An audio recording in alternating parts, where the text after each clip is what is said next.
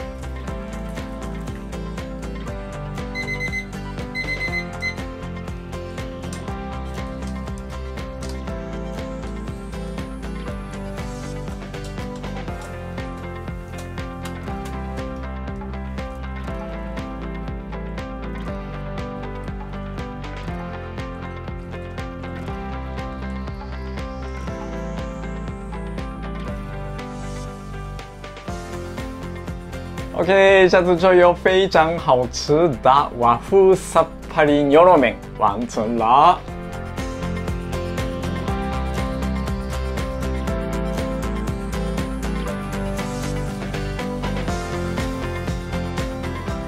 好了，那么我们就赶快开始吃喽。我先喝喝看这个汤头味道如何。这个太漂亮了，好像日式拉面。 就是醤油拉面，跟它很接近的颜色。我先喝喝看。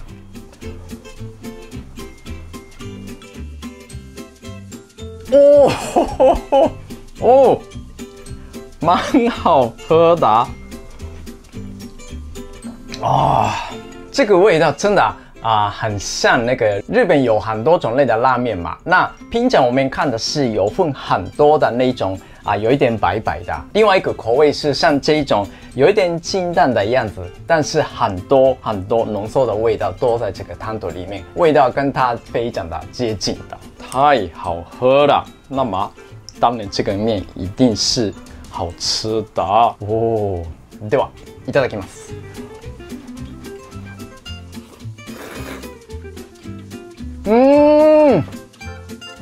哦，哼。 这个可以卖哦，这个太好吃了吧！接下来我要吃这个肉块哦，我这边装了很多肉。这个就是在家自己做料理的好处，就是不用怕那个成本没有问题的。いきます。哦，